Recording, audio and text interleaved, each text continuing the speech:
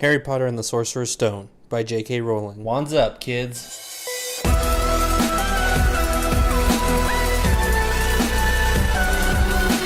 Happy Tuesday, Potterheads. It's a full book discussion, and for today's recap, I'm going to do something a little different. Instead of doing a full recap like I usually do, I'm going to try to challenge myself to recap the entire book in just 5 seconds. No script, no takes, no editing, just going for it, and we're going to do it, and I've got a 5-second timer set right here, so we're going to see how this goes. Even if I fail this first take, it's the one that's going in. Alright, I gotta prepare myself. Alright, and ready? 3, 2, 1, go. So Harry Potter finds out that he's a wizard, and he goes to wizard school, and he learns a bunch of wizard stuff, and he finds out that Voldemort kills his parents, and that was hard.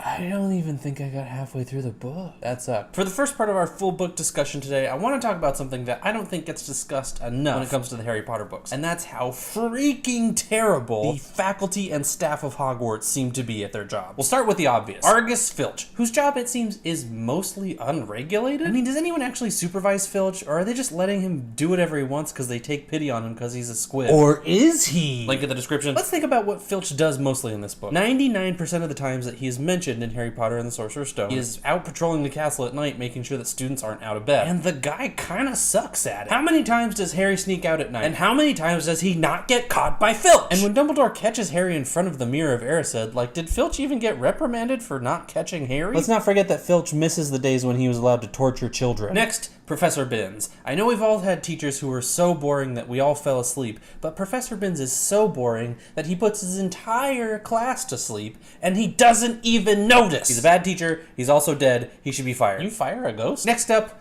our beloved Hagrid. Oh, Hagrid, so well-meaning, so bad at not revealing secret information that endangers the lives of children and the safety of the entire wizarding community. So bad. Also, I never thought about it, but Keeper of the Keys and Grounds at Hogwarts sounds like he's supposed to be looking out for anything that might happen to the castle. And, well, I mean, the whole troll incident, so bad. Don't hate me for this one. Severus Snape. I can't speak to his effectiveness as a teacher of potions, but Snape should not be working with children. Snape is mean, Snape is vindictive, Snape's a bully. I know this is more of a critique of his teaching style, but come on, guy. He'd rather punish Harry for doing nothing than reward a good student for doing the right thing. Also, his abuse of the point system throughout the books is suspicious. Which takes me lastly to Dumbledore. Is he even paying attention to most of his school? I get it, he's an important wizard, he has a lot of things to take care of outside of school administration. But if you're gonna take a job, do that job! And don't keep staff and faculty around that don't do their job well. Oh no, students' grades are falling so low this year. I know, I'll just cancel exams so everyone passes. No, professors,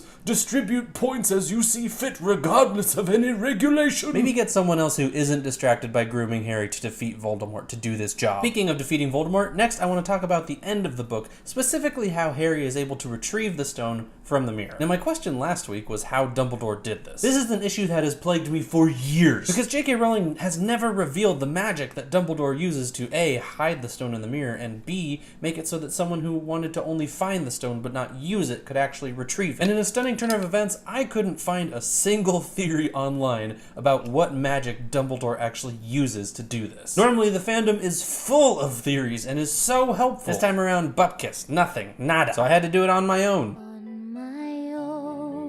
So I started thinking, and first I wanted to come up with an idea of how he hid the stone in the mirror. And this was surprisingly simple. Just a little bit of research about known charms in the HP universe brought me to the placement charm. This can be found in the book Fantastic Beasts and Where to Find Them, and is used in reference to how to bridle a Kelpie. A placement charm simply places one object in or on another without the wizard having to physically do it themselves. The "in" there is the key. The one thing that we cannot discount in all of this is that Dumbledore is the greatest living wizard alive. So I'm sure he could take this placement charm and do a little bit more with it than is usually intended. But you can probably use this charm to hide things inside of others. Next was the more pressing issue and the more mysterious one, how he was able to make it so that someone could retrieve the stone from the mirror. As Dumbledore says, only someone who wanted to find the stone but not use it could actually retrieve it from the mirror. But how? I think Dumbledore may have used a protean charm.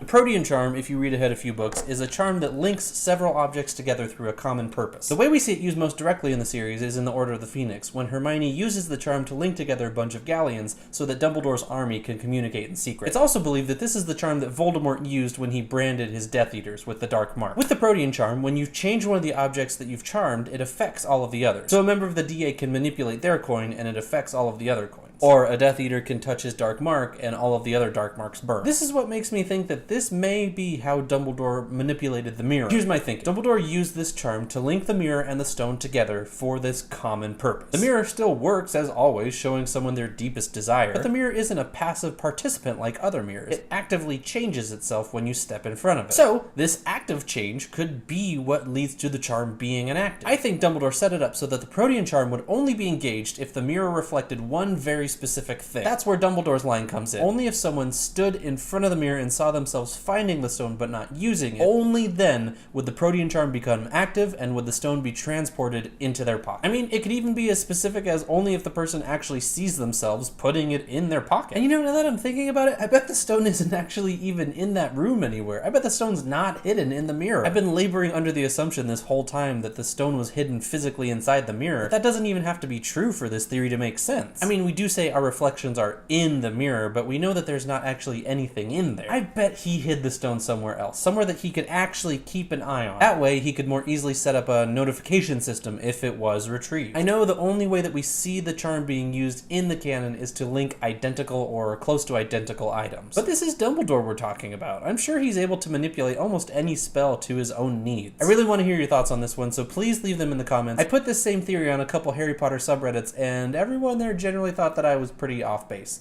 So let me know what you think. Now, this wouldn't be a good book club if we didn't get pretty literary sometimes. I know throughout the series, I've definitely been more fandom-based and less traditional book club. But right now, we're gonna get a little college up in this ish. I actually took a young adult novel class in college, and the last book that we studied in the semester was this very book. Harry Potter and the Sorcerer's Stone represents a striking difference from most YA novels. J.K. Rowling did a revolutionary thing by writing this book. Not only did she elevate children's and YA literature to a new height, but she was able to write a book that was for all young children. Generally, most YA novels, especially before Harry Potter, will largely and pretty problematically be either a boys' novel or a girls' novel. For boys' novels, think things like Treasure Island. Widely considered the first YA novel which has a young male main character, features mostly male supporting characters, and tends to show more traditionally, stereotypically masculine things. Danger, fighting, good versus evil, etc. For girls' novels, you can look at books like Anne of Green Gables, which has a young female main character, focuses mostly on female supporting characters, and tends to be about stereotypically feminine things. Education, domesticity, love,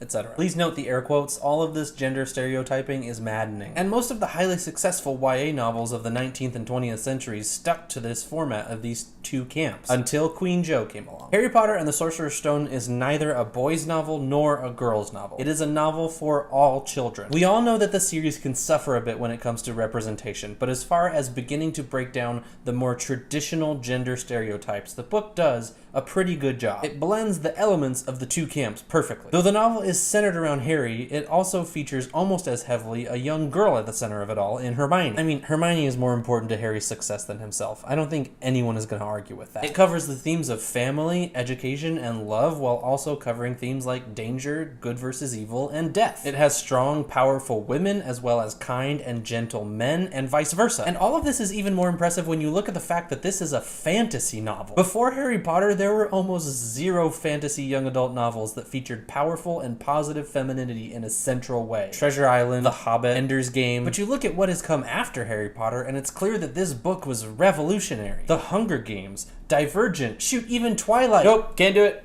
Can't say anything good about Twilight. Not gonna do it. Nope. This book was important for the young adult genre, it was important for the fantasy genre, and it was important for an entire generation of children. And why did it appeal to us so much during that time of our lives? This is the last literary section, I promise. Part of the reason that this book was perfect for us when we were at that time in our lives, it is because it's part of a genre called the Bildungsroman. Here's that spelled out on the screen for anyone who doesn't speak German. A Bildungsroman is essentially a coming-of-age story. The direct translation is an education novel. A Bildungsroman relates the growing up or coming of age of a sensitive person who goes in search of answers to life's questions with the expectation that these will result in gaining experience of the world. I'm reading this off of my computer because it's too much to memorize. Usually in the beginning of the story, there is an emotional loss which makes the protagonist leave on his or her journey. In a Bildungsroman, the goal is maturity, and the protagonist achieves it gradually and with difficulty. The genre often features a main conflict between the main character and society. The series as a whole fits the description better, but Sorcerer's Stone is in itself a Bildungsroman. Harry's journey starts with the loss of his parents.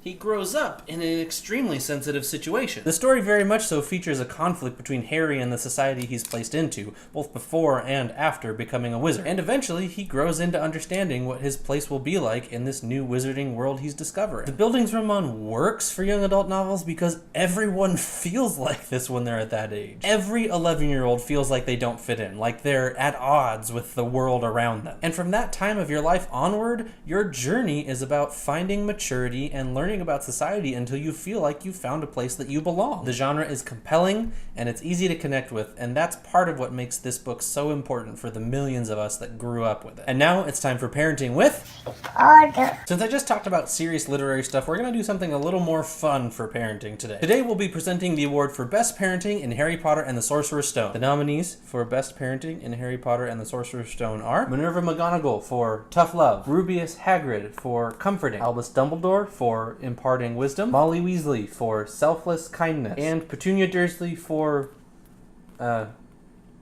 having a child? And the award for Best Parenting in Harry Potter and the Sorcerer's Stone goes to Rubeus Hagrid!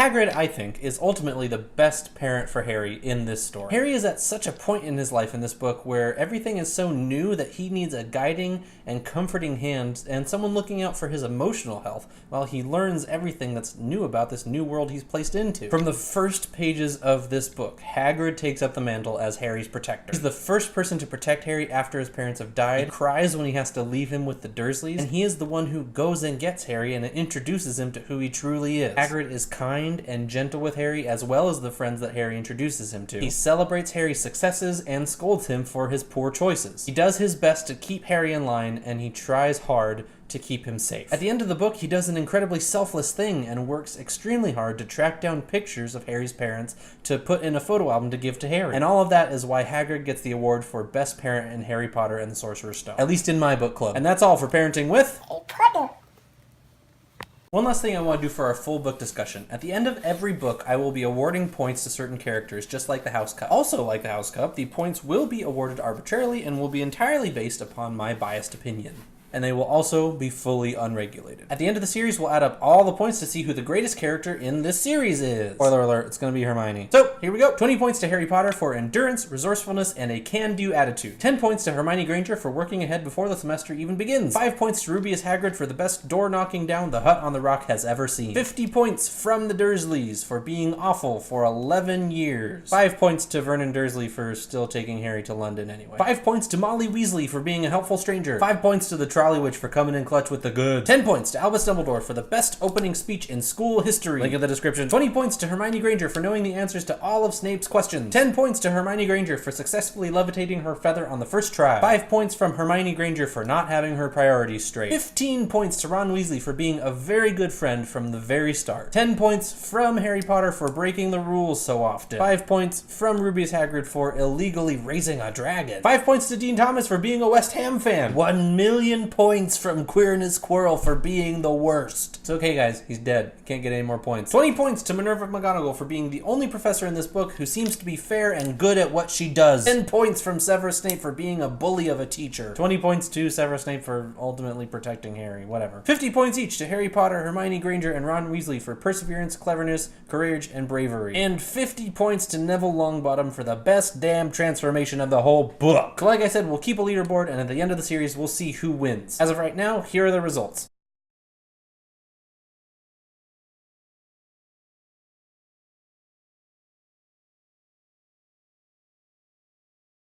And that's it for this week's video. Thanks for watching. If you like this video, please give it a thumbs up. If you really like what we're doing here and want to follow along, please subscribe. and please, please, please share this video with everyone you know. If you've somehow gotten this far without seeing any of my other Sorcerer's Stone videos, please go back and watch all of them so that you can catch up. They're all in a playlist to make it easier for you. Next week, we are going to watch the movie Harry Potter and the Sorcerer's Stone. We'll compare the movie to the book and see all the differences that we can find. If you don't own the movie, it is available on HBO Go. If you don't have HBO Go or know someone who has a login, please visit your local library. It almost definitely has movies as well, and you can bet that Harry Potter's gonna be there. And it's free. Please support your local library. Thank you for making it all the way through book 1 with me. Until next week, happy watching. Nox! Yes, this is every piece of Harry Potter clothing that I own.